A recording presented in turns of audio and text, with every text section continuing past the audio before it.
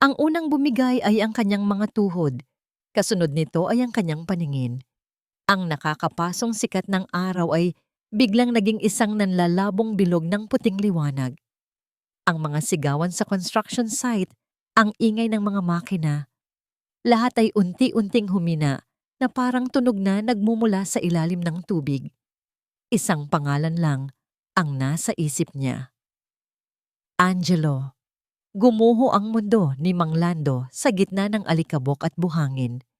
Bago pa man tumama ang kanyang mukha sa magaspang na lupa, naramdaman niya ang pagkayanig ng kanyang buong katawan. Ang huling hibla ng kanyang lakas, na matagal na niyang pinanghahawakan, ay tuluyan ng bumitaw. Hoy, matanda! Ano ang tinutunganga mo dyan? Ang salitang yon, malupit at walang pakundangan, ang gumising sa kanya kaninang umaga. Iyon din ang boses na narinig niya buong araw. Ang boses ni Turo, ang kanilang foreman. Pinilit ni Mang Lando na ituwid ang kanyang likod. Sa edad na 70, ang bawat pagbuhat ng isang sako ng semento ay parang pagbuhat ng sarili niyang krus. Bawat butil ng pawis na pumapatak mula sa kanyang noo ay may kasamang kirot sa kanyang mga buto. Bilisan mo, Reyes! Hindi tayo binabayaran dito para magpatulog-tulog! Sigaw muli ni Turo. Itinuro nito ang isang truck na paparating. Idiskarga nyo yan! Ngayon na! Napatingin si Mang Lando sa kanyang mga kasamahan. Ang iba ay napayuko na lang, umiiwas sa gulo. Ang iba ay nagpakita ng awa sa kanilang mga mata, ngunit walang sino man ang nangahas na magsalita. Takot. Sa mundong ito, ang takot ay kasing init ng sikat ng araw. Sinimulan niyang buhatin ang isa pang sako. Naramdaman niya ang pagprotesta ng kanyang likod. Naramdaman niya ang panginginig ng kanyang mga braso. Ngunit sa kanyang isipan, hindi bigat ng semento ang kanyang pasan. Pasan niya ang bayarin sa kuryente, ang presyo ng bigas, ang pangarap niyang makapagtapos ng pag-aaral ang kanyang nag-iisang apo. Nang tumunog ang 7 para sa pananghalian, halos masobsob si Mang Lando sa kanyang paglalakad, patungo sa isang maliit na lilim. Umupo siya sa isang lumang blok ng semento, malayo sa tawanan at kwentuhan ng mga mas nakababatang trabahador. Mula sa kanyang bulsa, kinuha niya ang isang maliit na supot na papel. Sa loob, isang piraso ng tinapay. Iyon lang ang kanyang pananghalian. Habang nanginunguya ang tuyong tinapay, kinuha niya ang kanyang pitaka. Hindi pera ang habol niya. Mula sa isang tagong bahagi nito, maingat niyang inilabas ang isang luma at kupas ng litrato. Ang kanyang anak na si Daniel, ang manugang niyang si Marisa, at isang batang anghel na nakangiti sa gitna nila. Si Angelo, isang pamilyang binuo niya sa pangarap at winasak ng isang trahedya. Napapikit siya. Ang sakit ay laging nandyan, hindi nawawala. Natutulog lang sa isang sulok ng kanyang puso at naghihintay ng pagkakataong magising. Hinaplos niya ang kanyang kanang pulso. Doon, nakasabit ang isang luma at marumi ng sinulid na pulseras, kulay asul at puti, ngunit halos hindi na makilala dahil sa pawis at alikabok. Isang bagay na hindi niya hinuhubad kahit kailan. Ang tanging alaala ng kanyang anak na suot niya sa kanyang katawan. Tumunog ang kanyang lumang cellphone, isang pamilyar na numero.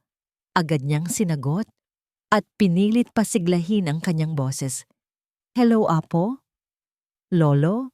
Kamusta po? Kumain na po kayo? Ang boses ni Angelo sa kabilang linya ay musika sa kanyang pandinig. Oo naman, Apo. Ang sarap nga ng ulam ni Lolo, adobo. Pagsisinungaling niya habang tinitingnan ang natitirang kapiraso ng tinapay sa kanyang kamay. Ikaw ba? Huwag kang magpapagutom, ha? Opo, Lolo.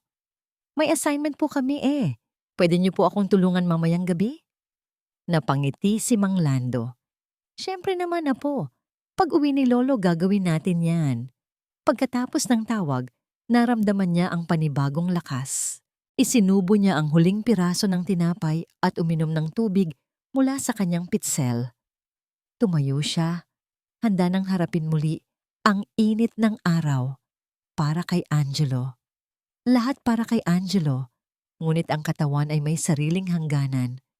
Ang lakas na nakuha niya mula sa boses ng kanyang apo ay madaling natunaw sa ilalim ng walang awang araw. Habang nagbubuhat siya ng isa pang sako, naramdaman niya ang kakaibang pagkahilo. Huminto siya sandali, sumandal sa isang pader na hindi pa tapos. Napapikit siya, sinusubukang bawiin ang kanyang hininga. Ngunit sa halip na mawala, lalo lang umikot ang kanyang paningin. Ang bigat sa kanyang dibdib ay hindi na dahil sa pagod. Ang huling imahe sa kanyang isipan ay ang nakangiting mukha ni Angelo sa litrato. At pagkatapos, kadilan. Bago pa man bumagsak ang kanyang katawan sa lupa, may mga brasong sumalo sa kanya. Isang pares ng malakas na braso. Sa gitna ng kanyang nawawalang malay, naaninag niya ang isang mukha. Isang binatang hindi pamilyar. Ang mga mata nito ay puno ng pag-aalala. Isang boses ang tumawag sa kanya, malayo at malabo, bago siya tuluyang nilamon ng katahimikan. Mula sa malamig na bintana ng kanyang sasakyan, kitang-kita ni Mateo Vergara ang lahat. Ang paggewang-gewang ng matandang trabahador, ang paghinto nito, ang dahan-dahang pagbagsak. "Sir, anong nangyari?" Tanong ng kanyang driver. Napansin ang biglang pagtuwid ng upo ng kanyang amo, ngunit hindi sumagot si Mateo. Bago pa man makapag-react ang driver, binuksan na ni Mateo ang pinto ng sasakyan at mabilis na lumabas. Ang alikabok at nakakapasong init ay sumalubong sa kanya. Isang malaking kaibahan sa kontroladong lamig sa loob ng kanyang luxury SUV. "Sir, teka lang." Hindi niya pinansin ang tawag ng kanyang driver. Tumatakbo na siya. Nilalagpasan ang mga nagulat na construction worker. Isa lang ang nasa isip niya, ang matandang nakahandusay sa lupa. Pagdating niya, marahan niyang inangat ang ulo ng matanda. Tay, gising!" Sabi niya, ang kanyang boses ay may bakas ng pag-aalala na kahit siya ay nagulat. Tinapik niya ng marahan ang pisngi nito. Isang kasamahan nila ang lumapit na may dalang tubig.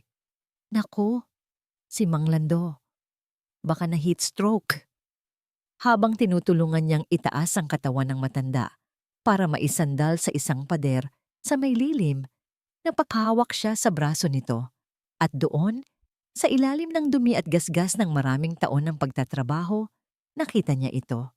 Isang bagay na nagpatigil sa pag-ikot ng kanyang mundo. Ang pulseras, isang luma, sulsing sinulid na pulseras, kulay asul at puti, kupas na at halos maging kulay abona. Napabitaw si Mateo na parang napaso. Ang paghinga niya ay biglang bumigat. Hindi maaari.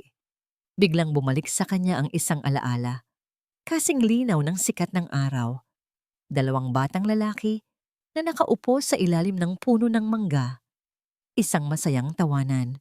"Huwag mo tong iwawala, ha?" Sabi ng batang si Daniel habang maingat na itinatali ang kaparehong pulseras sa kamay ni Mateo. "Gawa to ni nanay," sabi niya, "habang suot natin to, para na tayong tunay na magkapatid." "Magkapatid naman talaga tayo, ah," sagot ng batang si Mateo. "Oo nga, pero ito yung sign." Bumalik si Mateo sa kasalukuyan. Ang puso niya ay dumadagundong sa kanyang dibdib. Dahan-dahan niyang hinawakan muli ang pulso ng matanda. Ang kanyang mga daliri ay nanginginig habang hinahaplos ang pamilyar na sinulid. Ito nga, walang duda. Ilang taon siyang naghahanap. Pagkatapos ng aksidente, sinubukan niyang hanapin ang pamilya ni Daniel, ngunit para silang bulang naglaho. Walang sino man sa kanilang mga dating kapitbahay ang nakakaalam kung saan sila lumipat. At ngayon, sa gitna ng kanyang sariling construction site, "Tito, Ricardo?" Halos pabulong na tanong ni Mateo sa natutulog na mukha ng matanda. Ang pangalang matagal na niyang hindi nabibigkas. Bigla siyang natauhan. Nakatingin sa kanya ang ilang trabahador. Nagtataka kung bakit ang big boss, ang CEO ng Vergara Construction, ay personal na nag-aasikaso sa isang hamak na obrero. Mabilis niyang kinuha ang kanyang cellphone. Isang tawag lang. "Alex?" sabi niya sa kanyang assistant. Ang boses niya ay kalmado, ngunit may diin. "Pumunta ka sa Site B. Ngayon din. May isang trabahador na hinimatay. Siguraduhin mong madala siya sa pinakamalapit na klinik. Ang pinakamagandang klinik. Ipacheck niyo lahat. At bayaran mo lahat ng gastusin. Personal kong gastos." "Copy, sir." "Sino po ang pa?" "Huwag mong babanggitin ang pangalan ko." Mabilis na putol ni Mateo. "Sabihin mo galing sa kumpanya. Standard procedure. Understood." "Yes, sir. Understood." Tumayo si Mateo at umatras ng ilang hakbang. Nagtago sa anino ng isang malaking truck habang dumarating ang mga medic. Mula sa malayo, pinanood niya silang maingat na isakay si Mang Lando sa isang stretcher. Ang kanyang mga mata ay hindi humiwalay sa maliit na pulseras sa kamay ng matanda. Bumalik siya sa kanyang opisina, ngunit ang lamig ng aircon ay hindi sapat para palamigin ang nag-aalab na damdamin sa loob niya. Ang mga blueprints sa kanyang mesa, ang mga milyon-milyong kontrata na naghihintay ng kanyang pirma, lahat ay nawalan ng kabuluhan. "Alex," tawag niya sa intercom. "Yung trabahador kanina, Ricardo Reyes. I need his file. Everything. Now." Hindi nagtagal. Pumasok si Alex na may dalang isang manipis na folder. "Sir, ito na po. Medyo luma na po yung record niya. Halos basic information lang po ang nandoon." Binuksan ni Mateo ang folder. Ricardo Reyes. Address. Birth date. Lahat tumutugma. Ama ni Daniel. Isang gabi. Isang nakakakilabot na gabi. Isang aksidente. Ang pagkawala ng kanyang kapatid. Ang bigat ng kasalanan na pasan niya hanggang ngayon. "Ito lang ba?" tanong ni Mateo. May pait sa kanyang boses. "Sa digital files, opo sir. Pero chinek ko rin po sa main archives natin. Sa mga hard copy files, may nakita po akong isang lumang index card para sa pangalan niya. Halos wala ng laman, maliban sa isang..." Nag-atubili si Alex. "Isang ano?" mariing tanong ni Mateo. "Isang handwritten note po sa gilid, sir. Mukhang sulat kamay pa po ng tatay ninyo, ng original founder." Napatingin si Mateo, puno ng pag-asa at kaba. "Ano ang nakasulat?" "3 salita lang po, sir," sagot ni Alex habang binabasa ang kanyang notes. Ang nakasulat po ay, "Former business partner." Kinabukasan, pumasok si Mang Lando sa construction site na parang isang sundalong sugatan na bumabalik sa gira. Mabigat ang kanyang mga paa. Ang bawat hakbang ay may kasamang hiya. Ang balita tungkol sa kanyang pagkahimatay ay tiyak na kumalat na. Inaasahan na niya ang mga tukso, ang mga mapanlokong ngiti. Ang inaasahan niya ay ang galit ni Turo. Ngunit ang sumalubong sa kanya ay isang bagay na mas masahol pa, katahimikan. Ang mga kasamahan niya na dati binabati siya ng "Magandang umaga, Tailando," ay umiiwas ng tingin. Ang iba'y nagbubulungan kapag dumadaan siya. Naramdaman niya ang kanilang mga mata sa kanyang likuran, mga matang mapanghusga. "Reyes." Napalingon si Mang Lando. Si Turo, nakatayo na may hawak na listahan. Inihanda ni Mang Lando ang sarili para sa sigaw, para sa utos na buhatin ang pinakamabigat na mga materyales. Ngunit ngumisi lang si Turo. "Doon ka muna sa bodega," sabi nito. Ang boses ay may halong pang-aalipusta. "Ayusin mo yung mga pako at turnilyo. Baka yan na lang ang kaya mong gawin." Napatanga si Mang Lando. Iyon ang pinakamadaling trabaho sa site. Isang gawain na karaniwang ibinibigay sa mga baguhan. Ito ay isang insulto na nakabalot sa isang magaang na utos. "Pero Sir Turo, kaya ko pa namang..." "Gawin mo na lang ang sinabi ko," putol ni Turo. At tinalikuran siya. Walang nagawa si Mang Lando kundi tumungo sa bodega. Habang naglalakad, narinig niya ang tawanan ng ilang mas batang trabahador sa kanyang likuran. Bawat halakhak ay parang isang karayom na tumutusok sa kanyang pagkatao. Lumipas ang maghapon na parang isang mabagal na pagpapahirap. Sa loob ng bodega, mag-isa niyang inayos ang mga gamit. Mas gugustuhin pa niya ang bigat ng semento at ang init ng araw kaysa sa bigat ng kahihiyan sa loob ng madilim na bodega. Nang tanghalian, muli siyang umupo sa kanyang pwesto, malayo sa lahat. Ngunit bago pa man niya maisubo ang kanyang tinapay, isang anino ang tumabon sa kanya.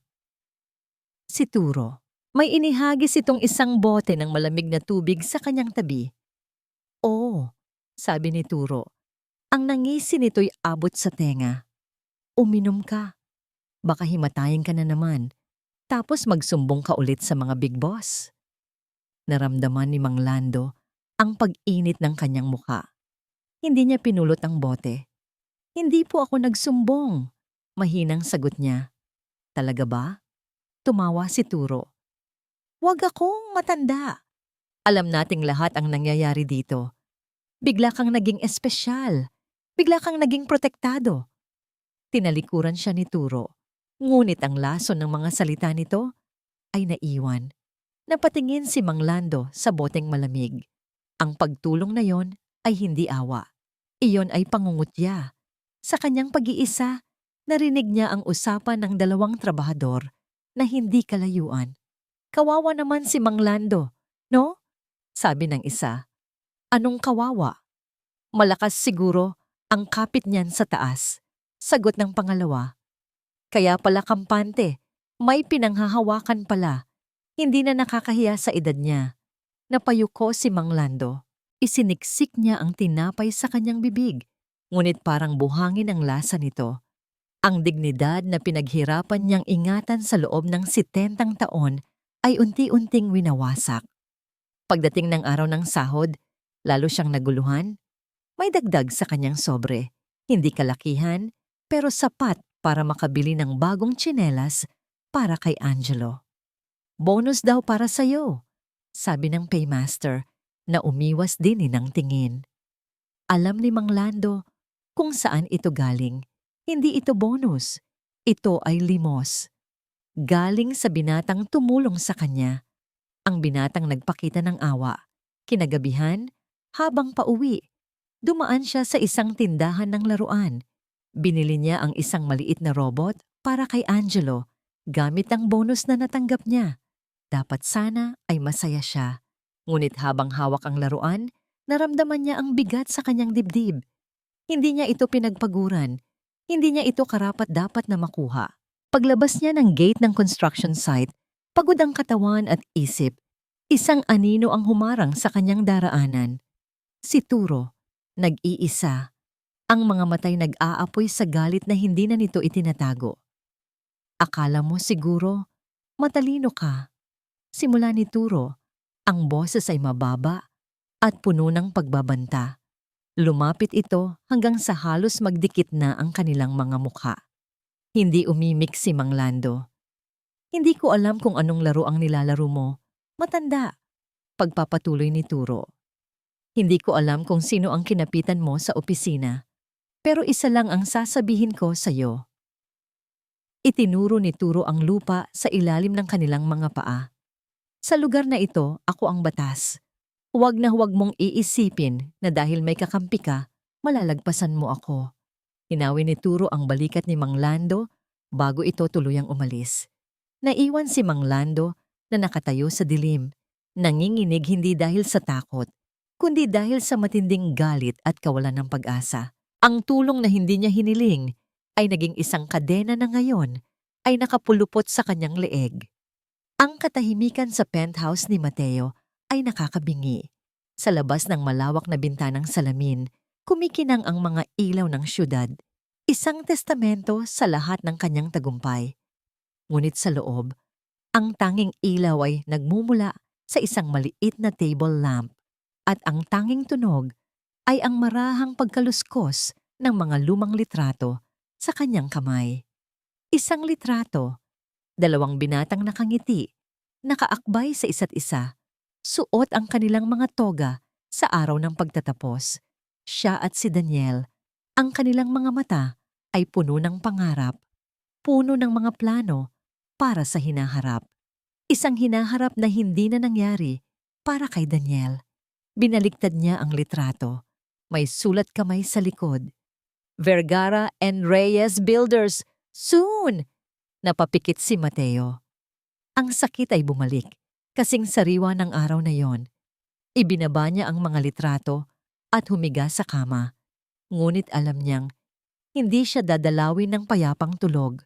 Ang gabi ay para sa mga multo ng nakaraan at hindi siya nabigo. Sa kanyang panaginip, bumalik siya sa kalsadang iyon. Isang malakas na busina. Ang dagundong ng metal na yumuyupi. Ang nakakayanig na tunog ng nababasag na salamin. Tumatakbo siya, ngunit ang kanyang mga paa ay parang nakabaon sa semento. Nakikita niya ang sasakyan, wasak at umuusok. Sumisigaw siya. Tinatawag ang isang pangalan. Daniel! Daniel! Nakita niya ang kamay ni Daniel, nakalaylay sa bintana. At sa pulso nito, ang asul at puting pulseras na bahiran ng pula. Daniel, sumagot ka! Kapatid! Napabalikwas siya ng bangon, habol ang kanyang hininga at basang-basa ng pawis. Ang dibdib niya ay sumisikip. Ang sigaw niya ay nanatili sa kanyang lalamunan. 5 minuto. Iyon ang halaga ng buhay ng kanyang kaibigan. 5 minuto. Naalala niya ang araw na yon. Papunta na dapat siya para sunduin si Daniel. May meeting sila sa isang posibleng investor. Iyon na sana ang simula ng kanilang pangarap. Ngunit tumunog ang kanyang telepono. Isang problema sa supplier sa part-time job niya. Isang bagay na hindi naman ganoon kaimportante. Pre, mauna ka na. Susunod ako. 5 minutes lang, promise. Sabi niya kay Daniel sa telepono. Hindi na sila nagkita muli. Kung hindi lang niya sinagot ang tawag na yon. Kung umalis lang sana siya sa tamang oras. Kung... Ang mga kung ay lason na unti-unting pumapatay sa kanyang kaluluwa sa loob ng maraming taon. Tumayo siya mula sa kama at humarap sa isang malaking salamin. Ang nakatingin sa kanya pabalik ay isang estranghero. Isang lalaking nakasuot ng mamahaling damit. May magarang relos. Ang CEO ng isang multimilyong kumpanya. Ngunit ang nakikita niya ay hindi ang tagumpay. Ang nakikita niya ay isang duwag. Isang kaibigan na nabigo. Para saan ang lahat ng ito? Tanong niya sa kanyang refleksyon. Ang boses niya ay basag. Kung wala ka naman dito para makita, isang biglaang determinasyon ang pumuno sa kanya. Ang pagsisisi ay hindi na sapat. Kailangan niyang kumilos. Ang sulat kamay ng kanyang ama. Former business partner. Mabilis siyang nagbihis. Hindi isang mamahaling suit. Isang simpleng t-shirt at maong lang. Kinuha niya ang susi ng kanyang sasakyan at umalis. Sa gitna ng gabi, nagmaneho siya papunta sa luma nilang opisina, ang gusaling hindi na ginagamit kung saan nakatambak ang mga lumang file ng kumpanya. Nagulat ang night shift security guard nang makita siya. Sir Mateo, may problema po ba? Wala. Kailangan ko lang may tingnan sa archives, sabi niya. At dumiretso sa basement. Ang amoy ng lumang papel at alikabok ay sumalubong sa kanya. Binuksan niya ang ilaw. Mga hilera ng naglalakihang estante na puno ng mga kahon at folder. Ito ang kasaysayan ng Vergara Construction. Isang kasaysayan na may kulang na kabanata. Sinundan niya ang mga label, hinahanap ang mga file mula sa mga unang taon ng kumpanya. Hinanap niya ang index card na sinasabi ni Alex at natagpuan niya ito. Isang maliit na piraso ng karton na may pangalang Ricardo Reyes. Sa ilalim nito, isang lumang file number. Dinala siya ng numero sa pinakasulok ng silid sa isang estanteng halos natabunan na ng agiyo. At doon, sa likod ng mga lumang ledger, nakita niya ito. Hindi isang folder. Isang maliit na baul na gawa sa kahoy na babalutan ng alikabok. Pinunasan niya ang takip nito. At doon, nakita niya ang 2 letrang inukit. Simple, ngunit malinaw. VNR, Vergara At, Reyes, hinawakan ni Mateo ang takip ng baul. Naramdaman niya ang pagbilis ng tibok ng kanyang puso. Hindi niya alam kung bakit, ngunit sigurado siya. Ang sagot na matagal na niyang hinahanap ay nasa loob ng baul na ito. Ang pisikal na pagod ay kaya ni Mang Lando. Ang bigat ng semento, ang init ng araw, ang kirot sa kanyang mga buto tuwing gabi. Lahat ng yon ay mga kaibigan na niya sa loob ng 50 taon. Ngunit ang bagong digmaan na sinimulan ni Turo ay iba. Ito ay isang giyera na hindi nilalabanan ng lakas, kundi ng isip at kaluluwa. Nagsimula ito sa isang pader. Isang pader na pinaghirapan ni Mang Lando buong umaga. Perpekto ang kanyang pagkakagawa. Diretso ang mga linya, pantay ang pagkakapahid ng semento. Ipinagmamalaki niya ito. Ito ang kanyang sining. Ngunit dumating si Turo, hindi na sumisigaw, na mas lalo pang nakakakilabot. Dala nito ang isang panukat at isang mahabang ruler na metal.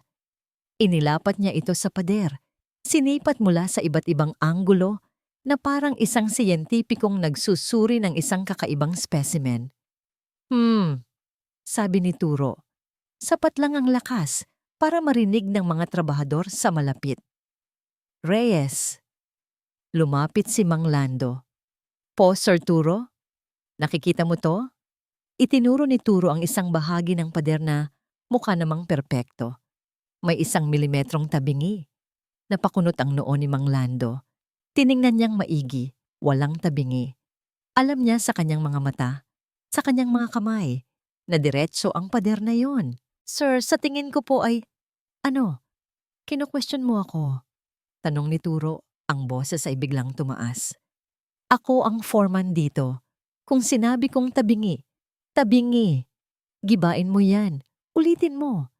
Napatanga ang lahat. Gibain ang isang buong pader para sa 1 milimetrong hindi naman totoo. Iyon ay pag-aaksaya ng oras at materyales, ngunit walang nangahas na magsalita. Naiwan si Mang Lando na nakatingin sa kanyang obra. Naramdaman niya ang panginginig ng kanyang mga kamay, hindi dahil sa pagod, kundi sa galit na hindi niya mailabas. Kinuha niya ang maso. Bawat paghampas sa pader na ginawa niya ay parang paghampas sa sarili niyang dibdib. Ang lason ay nagsimulang kumalat. Isang hapon, may tinuturuan siyang isang baguhang trabahador kung paano ang tamang paghalo ng semento. Si Ricky, isang binatang dati laging humahanga sa kanyang galing. Ganyan po ba, Tailando? Tanong ni Ricky. Oo, iho. Ganyan nga. Para hindi… Biglang nag-atubili si Ricky. Sabi po kasi ni Sir Turo, mas maganda daw po kung unahin yung buhangin bago ang semento. Napahinto si Mang Lando. Tiningnan niya ang bata. Nakita niya sa mga mata nito hindi ang paghamak, kundi ang pagkalito at takot. Ang salita ni Turo ay naging batas. Ang kanyang karanasan ay naging basura.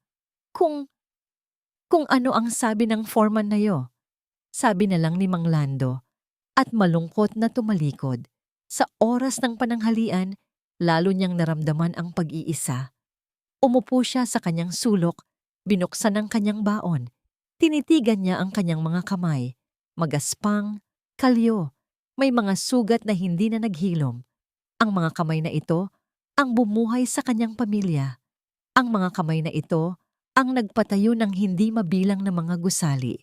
Ngunit ngayon, habang tinitingnan niya ang mga ito, isang tanong ang pumasok sa kanyang isip. Wala na ba akong silbi? Ang pagdududa ay isang pader na unti-unting itinayo ni Turo sa paligid niya. Pag-uwi niya ng gabing iyon, sinalubong siya ng masayang yakap ni Angelo. Iyon lang ang tanging gamot sa lahat ng kanyang sugat. Lolo, may good news po ako, masayang sabi ng bata habang kumakain sila ng hapunan. Ano yon, apo ko? Pilit pinasigla ni Mang Lando ang kanyang boses. May field trip po kami next month. Pupunta po kami sa museum. Kumikinang ang mga mata ni Angelo sa tuwa. Kailangan lang po magbayad para sa bus at sa entrance fee. Ibinigay ni Angelo ang isang piraso ng papel mula sa kanyang eskwelahan. Kinuha ito ni Mang Lando. Tiningnan niya ang halagang nakasulat sa ibaba. Hindi ito malaki para sa iba, ngunit para sa kanya, sa mga sandaling ito, parang isang bundok na kailangan niyang akyatin. Naramdaman niya ang paninikip ng kanyang dibdib. Paano kung bukas ay sipain na lang siya ni Turo? Paano kung wala na siyang maibigay? Ngumiti siya sa kanyang apo. Isang ngangiting pilit at puno ng bigat. Sige apo, huwag kang mag-alala. Si Lolo ang bahala. Ngunit sa kanyang loob, ang pader ng pagdududa ay gumuho. At napalitan ito ng isang bagong pader na mas nakakatakot. Ang pader ng takot. Nakatayo si Mateo sa harap ng baul na kahoy. Ang puso niya ay kumakarera. Ang dalawang letrang VNR na inukit sa takip nito ay parang nakatitig sa kanya, nang iimbita at nagbabanta. May maliit na kandado ang baul, kalawangin na at mukhang matagal nang hindi nabubuksan. Sinubukan niyang hilahin ito, ngunit hindi bumigay. Nagpalinga-linga siya sa paligid. Sa ibabaw ng isang lumang kabinet, may nakita siyang isang letter opener na metal na iwan marahil ng isang empleyado, dekada na ang nakalipas. Kinuha niya ito. Maingat ngunit may puwersa, ipinasok niya ang dulo nito sa siwang ng kandado. Sa kaunting pagpipihit, isang malutong na tunog ang narinig niya at ang kandado ay bumukas. Huminga siya ng malalim bago dahan-dahang itinaas ang takip. Ang amoy ng lumang papel, ng panahong lumipas, ang sumalubong sa kanya. Sa loob, isang salansan ng mga dokumentong naninilaw na, sa katagalan, walang pera, walang alahas, mga papel lang. Ngunit alam ni Mateo na ang mga papel na ito ay mas mahalaga pa sa anumang kayamanan. Kinuha niya ang pinakaibabaw na dokumento. Marupok ito sa kanyang mga daliri. Maingat niya itong ibinuklat. Sa itaas, nakasulat sa makinilya, Articles of Partnership. Napatigil siya sa paghinga. Binasa niya ang mga pangalan. Enrique Vergara, ang pangalan ng kanyang ama. At sa tabi nito, Ricardo Reyes. Paulit-ulit na binasa ni Mateo ang pangalan. Ricardo Reyes. Ricardo? Mang Lando. Hindi maaari. Napahawak siya sa estante para suportahan ang sarili.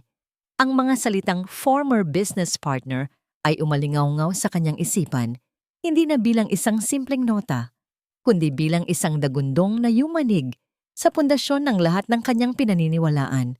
Ang matandang halos mamatay sa init ng araw habang nagbubuhat ng semento ay kasamang nagtatag ng kumpanyang ito. Nagpatuloy siya sa pagbabasa. Ang kanyang mga mata ay mabilis na tinahak ang mga linya, ang mga probisyon, ang mga pangarap na nakasulat sa papel. Isang pantay na hatian. 50% para sa Vergara, 50% para sa Reyes. Hindi lang sila magkasosyo, sila ay magkapatid sa pangarap. Sa ilalim ng mga papeles, may nakita siyang mga lumang plano ng mga bahay, mga blueprint na guhit kamay. May mga nota sa gilid, sulat kamay ng dalawang lalaki.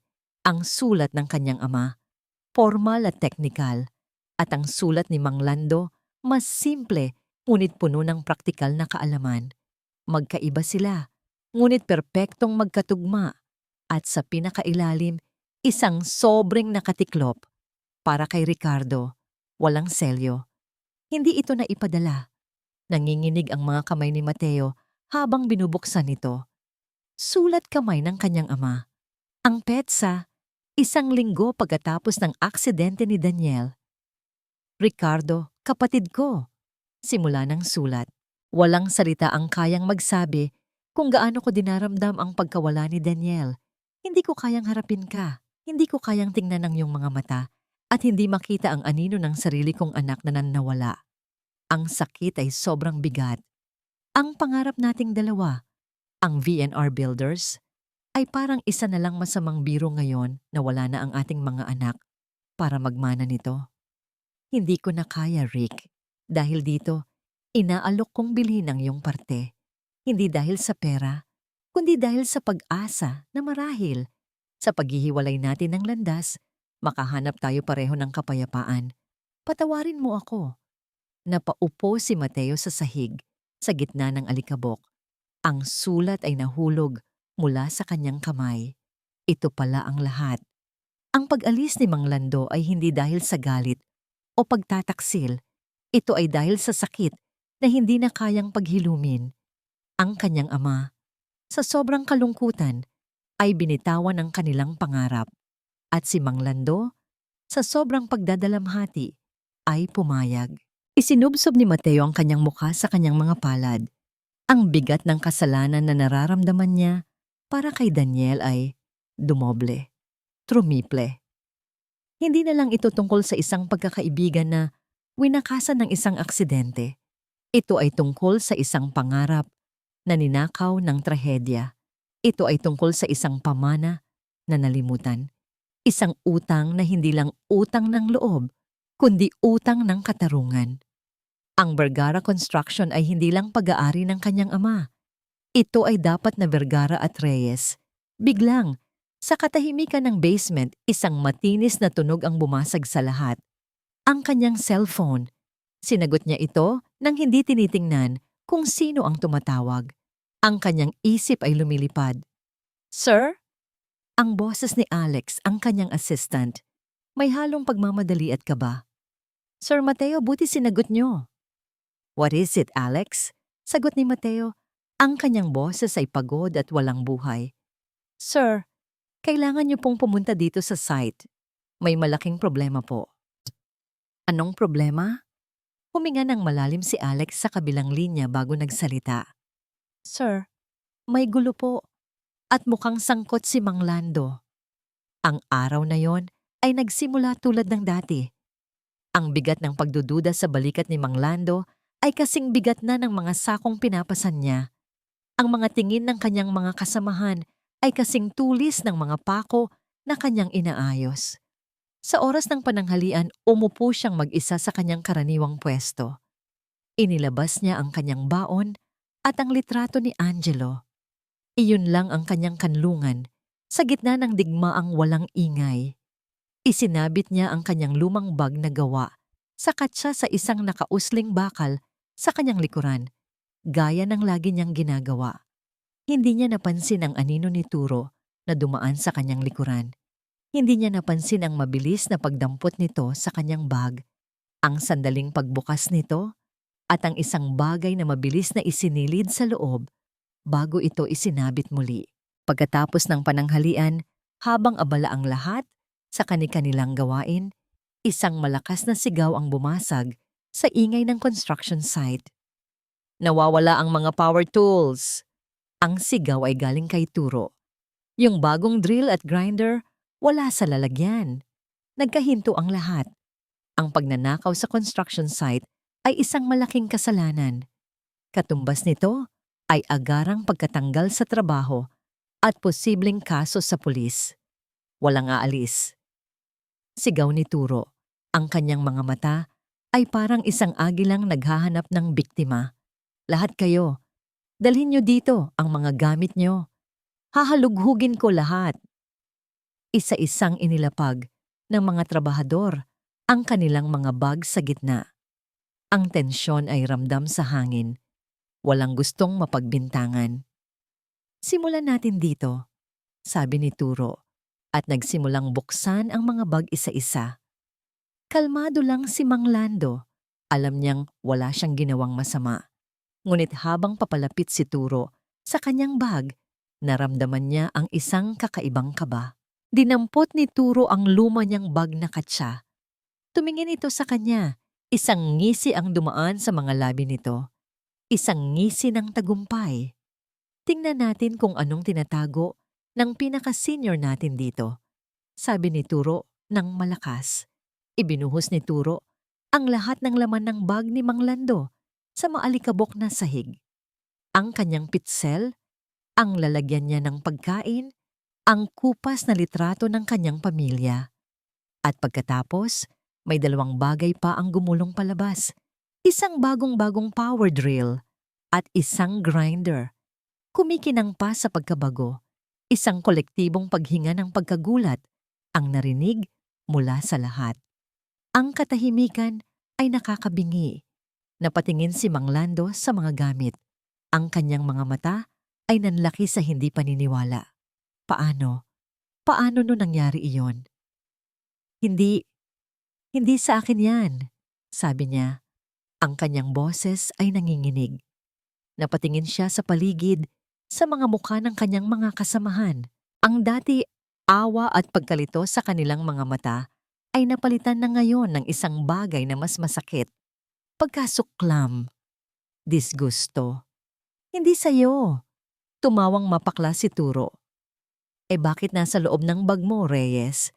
Matagal na kitang pinaghihinalaan. Akala mo malulusutan mo ako? Magnanakaw. Ang salitang yon, magnanakaw, ay tumama kay Mang Lando na parang isang malakas na suntok sa sikmura. Ang dignidad na natitira sa kanya ay biglang nawasak. Hindi ako magnanakaw, sigaw niya. Ang kanyang boses ay basag. Hindi ko alam kung paano napunta yan dyan. Maniwala kayo sa akin. Ngunit wala nang naniwala. Nakita ng kanilang mga mata ang ebidensya. Lumapit si Turo sa kanya. Ang muka ay puno ng pekeng galit. Ito ba ang igaganti mo sa kumpanya? Matapos kang tulungan noong hinimatay ka? Wala kang utang na loob. Iyon na ang huling patak. Ang huling insulto. Biglang, sa gitna ng kanyang pagkasira, isang bagong damdamin ang umusbong. Hindi takot, hindi hiya, kundi pagod. Pagod na siyang lumaban. Pagod na siyang magpaliwanag. Hinawi ni Mang Lando ang kamay ni Turo na nakaturo sa kanyang mukha. Tumingin siya sa mga mata nito at sa unang pagkakataon, hindi siya nagpakita ng kahinaan. Tama na, sabi niya. Ang kanyang boses ay mahina, ngunit puno ng bigat at desisyon. Tama na. Tinalikuran niya si Turo. Tinalikuran niya ang mga mapanghusgang mata ng lahat. Hindi na niya pinulot ang mga gamit niya na nakakalat sa sahig, kahit ang litrato ng kanyang pamilya. Naglakad siya palayo. Bawat hakbang ay mabigat, ngunit bawat hakbang ay palayo sa kasinungalingan, palayo sa kahihiyan. Saan ka pupunta, Reyes? Hindi pa tayo tapos. Sigaw ni Turo sa kanyang likuran. Hindi lumingon si Mang Lando. Nagpatuloy lang siya sa paglalakad patungo sa gate. Sa kanyang isipan, isang salita lang ang umuulit-ulit. Tapos na. Nagre-resign na ako, sabi niya sa hangin. Sapat lang para marinig niya. Ayoko na. Iniwan niya ang ingay, ang alikabok, at ang trabahong bumuhay sa kanya ng maraming taon. Ngunit kasama nito, iniwan din niya ang kanyang dignidad na winasak at dinurog sa harap ng lahat. Ang biyahe mula sa luma nilang opisina, pabalik sa construction site, ang pinakamabilis at pinakamapanganib na ginawa ni Mateo sa buong buhay niya. Bawat pagpindot niya sa busina, bawat mabilis na pag-overtake sa ibang sasakyan ay may kasamang isang dasal. Huwag po sana. Hindi na naman. Pakiusap. Pagdating niya sa gate, halos isubsob niya ang sasakyan sa loob. Mabilis siyang bumaba. Hindi na inalintana ang mga nagulat na gwardiya. Ngunit huli na siya. Hindi ang gulo ang naabutan niya. Hindi ang sigawan. Ang naabutan niya ay ang resulta nito. Isang katahimikan na mas masakit pa sa anumang ingay. At sa gitna ng katahimikang yon, isang imahe ang tumatak sa kanyang isipan na hinding-hindi niya malilimutan. Ang likod ni Mang Lando. Isang likod na baluktot hindi lang dahil sa edad, kundi dahil sa bigat ng kahihiyang ipinasan dito. Naglalakad palayo, dahan-dahan, na parang bawat hakbang ay isang pagtanggap sa kanyang pagkatalo. Isang malamig na takot ang gumapang sa puso ni Mateo. Nakita niya ang sarili, 11 taon na ang nakalipas, nakatayo sa harap ng isang wasak na sasakyan, huli na rin.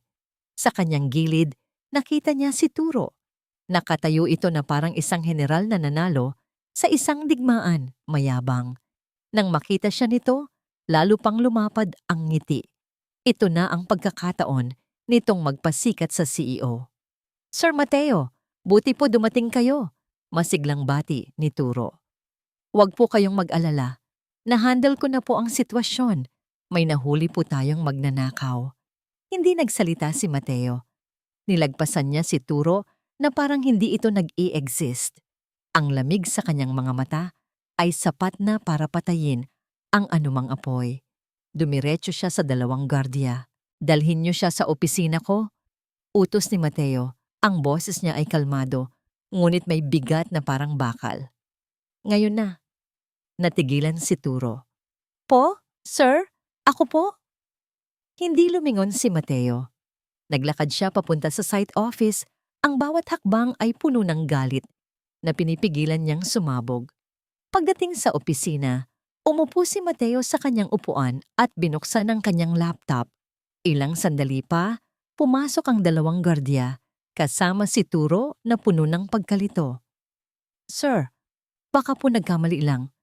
Umupo ka. Utos ni Mateo.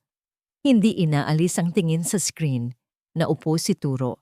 Halatang kinakabahan na. Inikot ni Mateo ang laptop paharap kay Turo. Isang video ang nakaplay dito. Ang kuha mula sa CCTV camera na nakatutok sa lugar kung saan nagpapahinga si Mang Lando tuwing tanghali. Malinaw sa video. Ang pagdaan ni Turo sa likod ng walang kamalay-malay na matanda. Ang mabilis na pagbukas nito sa bag. Ang pagsilid ng drill at grinder sa loob.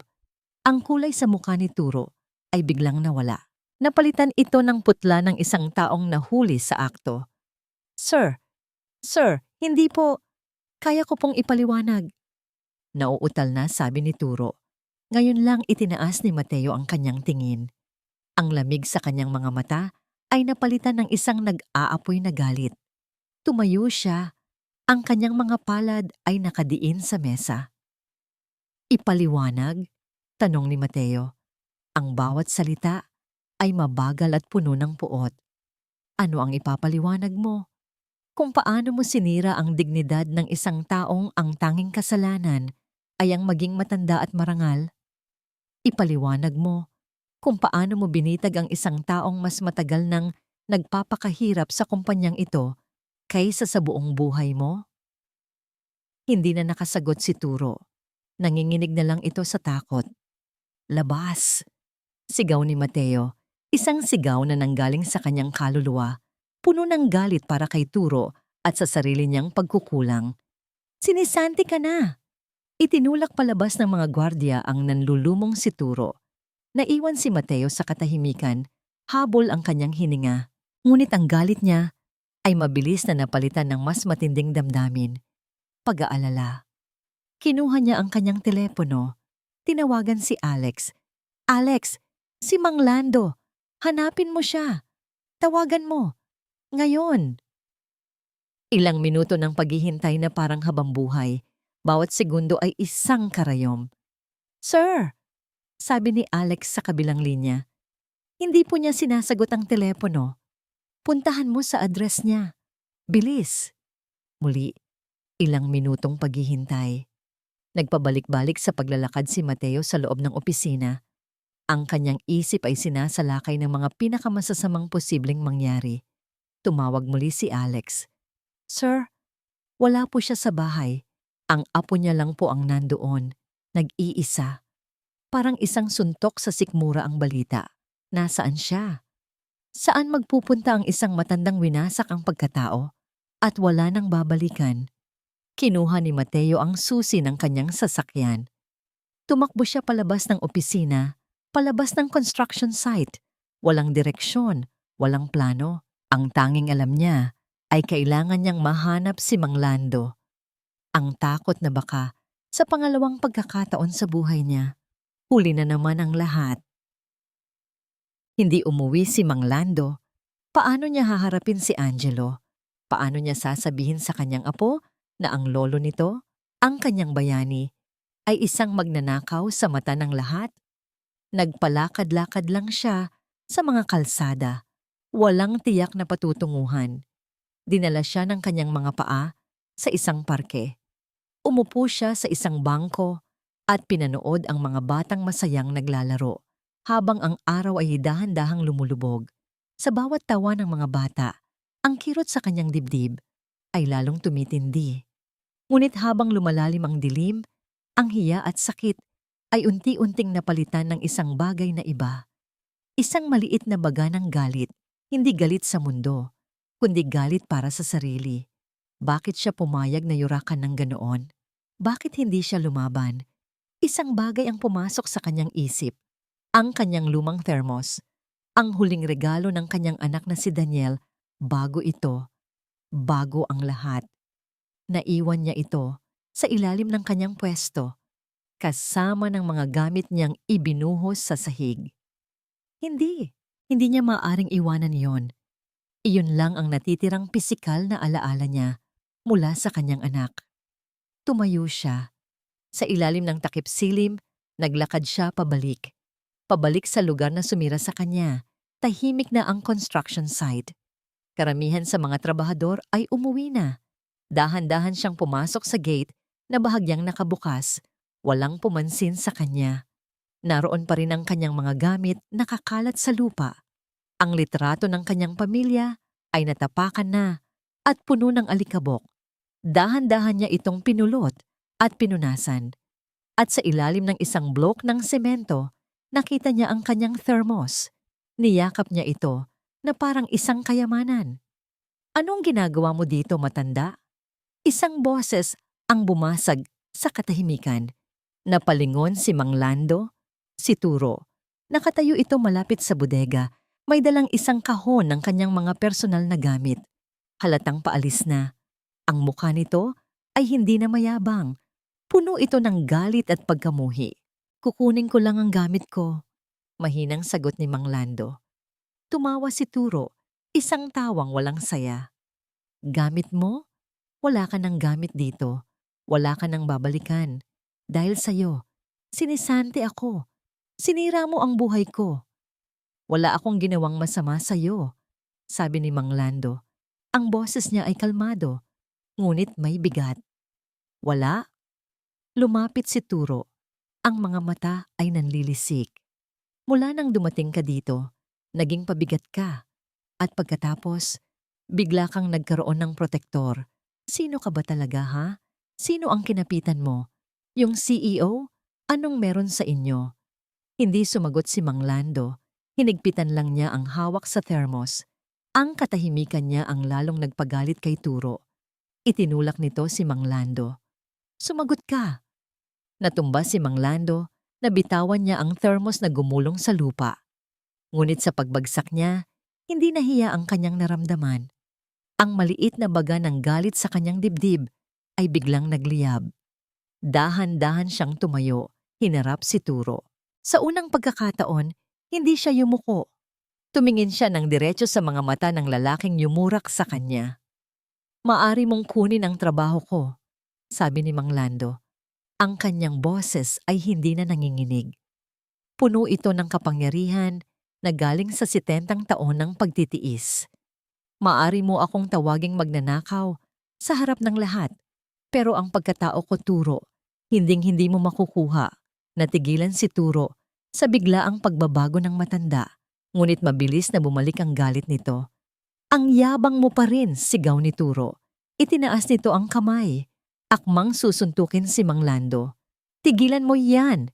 Isang malakas na sigaw ang pumuno sa buong lugar. Mula sa dilim, isang anino ang mabilis na tumakbo at humarang sa pagitan nilang dalawa. Si Mateo. Nakahinga siya nang maluwag nang makita si Mang Lando. Ngunit mabilis itong napalitan ng galit nang makita ang kamay ni Turo na nakaamba. Anong karapatan mong saktan siya? Tanong ni Mateo. Ang kanyang boses ay malamig at puno ng awtoridad. Sir Mateo? Gulat na sabi ni Turo, ngunit hindi siya pinansin ni Mateo. Ang buong atensyon nito ay na kay Mang Lando. Ang mga mata nito ay puno ng emosyon, pagsisisi, pag-aalala, at isang bagay na hindi maintindihan ni Mang Lando. Okay lang po ba kayo? Tanong ni Mateo. Ang boses ay malumanay. Tumangulang si Mang Lando, naguguluhan sa lahat ng nangyayari. Humarap si Mateo kay Turo. Umalis ka na. bago pa may mangyaring masama sa'yo. Walang nagawa si Turo kundi umalis. Dala ang kanyang kahon at ang kanyang pagkatalo. Naiwan ang dalawa sa katahimikan. Si Mang Lando at ang binatang hindi niya lubos na kilala. Lumapit si Mateo, dahan-dahan, na parang natatakot na baka tumakbo si Mang Lando palayo. "Hinahanap ko po kayo," sabi ni Mateo, ang boses ay basag. "Matagal na po kitang hinahanap." "Tito Ricardo." Natigilan si Mang Lando. "Tito Ricardo." Walang ibang tumatawag sa kanya niyan, maliban sa iisang tao, isang batang lalaki na itinuring na niyang parang sarili niyang anak. "Sino ka?"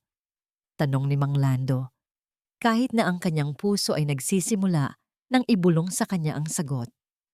Hindi sumagot si Mateo gamit ang salita. Sa halip, dahan-dahan niyang hinawakan ang kamay ni Mang Lando, ang kamay na may suot na pulseras. "Si Daniel po," sabi ni Mateo.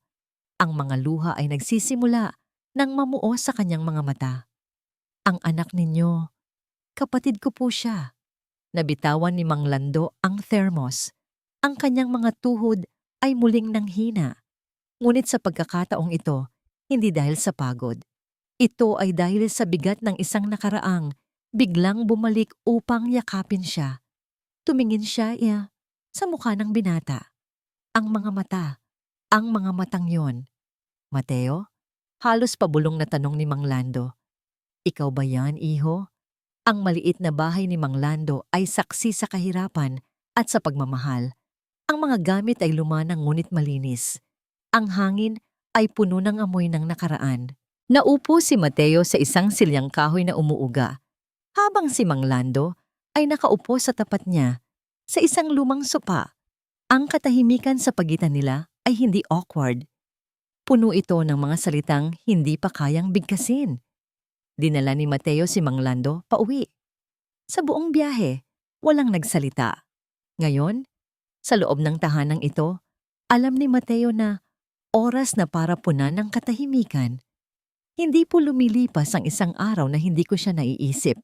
Simula ni Mateo, ang kanyang boses ay mahina, nanginginig. "Si Daniel. Siya po ang dahilan kung bakit ako nandito ngayon. Kung bakit may Vergara Construction." Tumingin lang sa kanya si Mang Lando. Ang mga mata nito ay malalim, naghihintay. Kinuwento ni Mateo ang lahat. Ang pagkakaibigan nila na nagsimula sa pagiging magkapitbahay. Ang mga pangarap na sabay nilang binuo sa ilalim ng puno ng mangga. Ang pangako nila sa isa't isa na magtatayo sila ng sarili nilang kumpanya, ang Vergara and Reyes Builders. At pagkatapos, ikinuwento niya ang pinakamabigat na bahagi.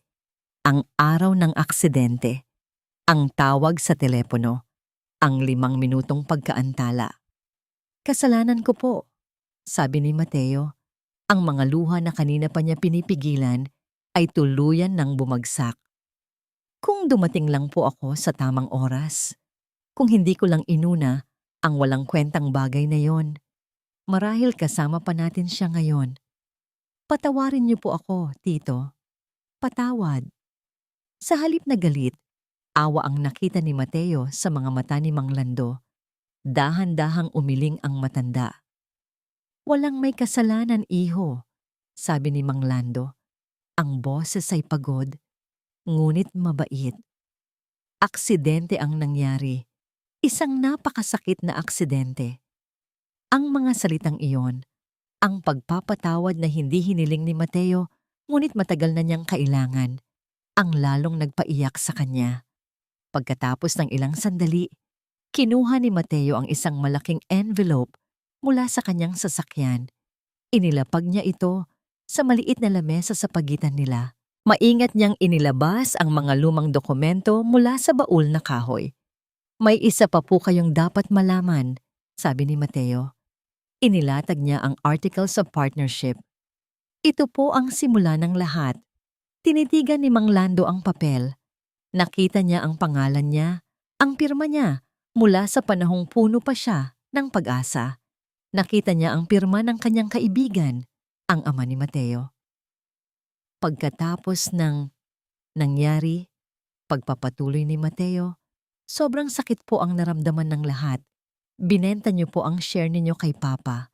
At pagkatapos, nawalan na po kami ng koneksyon sa inyo. Hinawakan ni Mang Lando ang papel.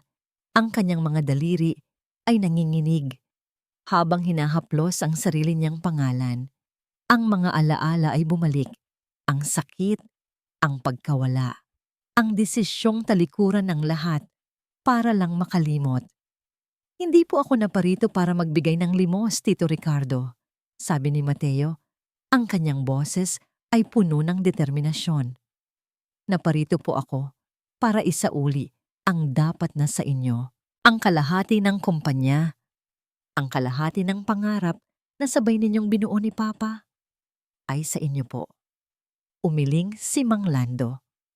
Tapos na yon, iho. Matanda na ako. Hindi po tapos, giit ni Mateo. Namatay po si Papa. 5 taon na ang nakalipas. Bago siya mamatay, ibinilin niya sa akin na hanapin kayo, na itama ang lahat. Akala ko po, ang pagtulong sa inyo ay isang paraan para mabayaran ang utang ko kay Daniel. Pero ngayon, naiintindihan ko na, hindi ito pagbabayad ng utang. Tumingin si Mateo ng diretso sa mga mata ng matanda. Ang tagumpay ko po ay hindi isang sumpa. Sabi niya, inuulit ang mga salitang sinabi niya sa kanyang sarili sa harap ng salamin. Ito po ay isang pagkakataon. Isang pagkakataon para tapusin natin ang kwentong sinimulan nila. Isang mahabang katahimikan ang muling namayani. Ngunit sa pagkakataong ito, puno na ito ng pag-unawa. Biglang, bumukas ang pinto ng kwarto. Isang batang lalaki ang lumabas. Kinukusot pa ang kanyang mga mata. Si Angelo. Nagising ito dahil sa kanilang mga boses. Lolo? Tanong ng bata. Ang boses ay inaantok. Nakita niya ang kanyang lolo na umiiyak at isang estranghero na umiiyak din. Bakit po kayo umiiyak? Tumingin si Mang Lando kay Mateo. Pagkatapos ay tumingin siya sa kanyang apo. Lolo, sino po siya? Tanong ni Angelo. Lumapit ito at yumakap sa binti ng kanyang lolo. Hindi agad sumagot si Mang Lando. Pinunasan niya ang kanyang mga luha. Tumingin siyang muli kay Mateo at sa unang pagkakataon sa gabing iyon, isang maliit, pagod, ngunit totoong nangiti ang sumilay sa kanyang mga labi. Siya, apo, sabi ni Mang Lando. Ang kanyang boses ay basag pa rin ngunit puno ng isang bagong damdamin. Tito mo siya.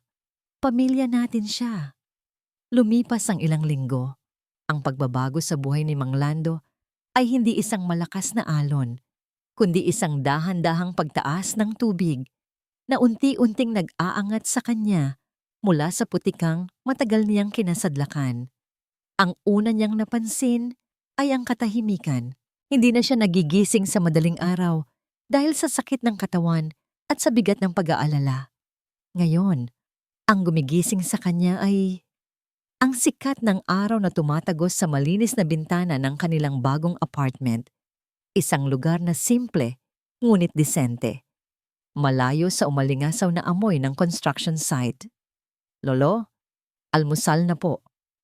Ang boses ni Angelo. Dati, ang boses na yon ay paalala ng kanyang mga responsibilidad. Ngayon, ito ay purong musika na lang. Paglabas niya ng kwarto, ang amoy ng sinangag at pritong itlog ang sumalubong sa kanya. Nakaupo na sa mesa si Mateo, nagtitimpla ng kape, habang si Angelo naman ay masayang naglalagay ng mga plato. Para silang isang tunay na pamilya. Good morning po, Tito. Bati ni Mateo. Isang nangiting hindi na pilit, hindi na puno ng bigat. Isang nangiting totoo. Good morning, Taylando. Sabi naman ng ibang mga empleyado nang pumasok siya sa opisina ng Vergara Construction. Hindi na siya pumapasok doon para magbuhat ng semento. Ang kanyang titulo, Honorary Consultant. Hindi niya lubos na naiintindihan kung ano ang ibig sabihin nito, ngunit ang alam niya, ang kanyang trabaho ay umupo sa isang komportableng upuan, tingnan ang mga blueprint at magbigay ng payo base sa kanyang 50 taong karanasan. Ang mga inhinyero na dati hindi siya papansinin ay nakikinig na ngayon sa bawat salita niya. Tama po kayo, Sir Reyes. Mas matibay nga kung ganito ang gagawin nating pundasyon. Sir Reyes, hindi na matanda o hoy. Ang kanyang pangalan ay muling nagkaroon ng bigat at respeto. Isang hapon, sinundo nila ni Mateo si Angelo mula sa bago nitong eskwelahan. Nakita ni Mang Lando ang kanyang apo na tumatakbo palabas ng gate. Suot ang malinis na uniforme, may bitbit na mga libro, at nakikipagtawanan sa mga bagong kaibigan. Ang pangarap na dati, parang isang malayong bituin, ay abot kamay na niya ngayon. Lolo, Tito Mateo, perfect po ako sa math quiz namin. Masayang balita ni Angelo, iwinawagayway ang kanyang test paper. Manang-mana ka talaga sa lolo mo. Biro ni Mateo at ginulo ang buhok ng bata. Habang naglalakad sila papunta sa sasakyan, dumaan sila sa isang parke. May mga batang nagpapalipad ng saranggola. Lolo, pwede po ba tayo bumili niyan? Tanong ni Angelo. Ang mga mata ay kumikinang. Nagkatinginan si Mang Lando at Mateo at sabay nang ngumiti. Kinahapunan, sa malawak at madamong parke, 3 henerasyon ang magkakasama. Si Angelo, tumatakbo at tumatawa habang hinihila pataas ang tali ng saranggola. Si Mateo, na nagbibigay ng instruksyon, ang mukha ay puno ng saya na matagal nang nawala. At si Mang Lando, nakaupo sa isang bangko, pinapanood silang dalawa. Pinanood niya ang asul at puting saranggola na sumasayaw sa hangin, kasabay ng ihip ng dapit hapon. Naalala niya ang pulseras sa kanyang kamay, asul at puti. Ang kulay ng pagkakaibigan, ang kulay ng pangako. Dati, ang pulseras na yon ay isang paalala ng kanyang nawala. Ngayon, ito ay simbolo ng kanyang natagpuan. Lumapit si Mateo at umupo sa tabi niya. Pareho nilang pinanood si Angelo na masayang naglalaro. Walang nagsalita, hindi na kailangan. Idinantay ni Mateo ang kanyang ulo sa balikat ni Mang Lando. Isang kilos ng isang anak na naghahanap ng kanlungan. Bilang tugon, marahang tinapik ni Mang Lando ang kamay ni Mateo na nakapatong sa kanyang hita. Sa sandaling iyon, sa gitna ng ginintuang sinag ng papalubog na araw, naintindihan ni Mang Lando ang lahat. Ang pagmamahal, ang pasasalamat, ang kabutihan. Ang mga ito ay parang mga sinulid na kahit naputol ng trahedya at panahon, ay laging makakahanap ng paraan upang muling pagdugtungin ang mga pusong para sa isa't isa. Ang kwento nila ay hindi natapos sa isang aksidente. Doon lang pala ito nagsimulang isulat muli. At sa pagkakataong ito, silang 3 na ang magkakasamang tatapos nito sa ilalim ng isang langit na puno ng pag-asa.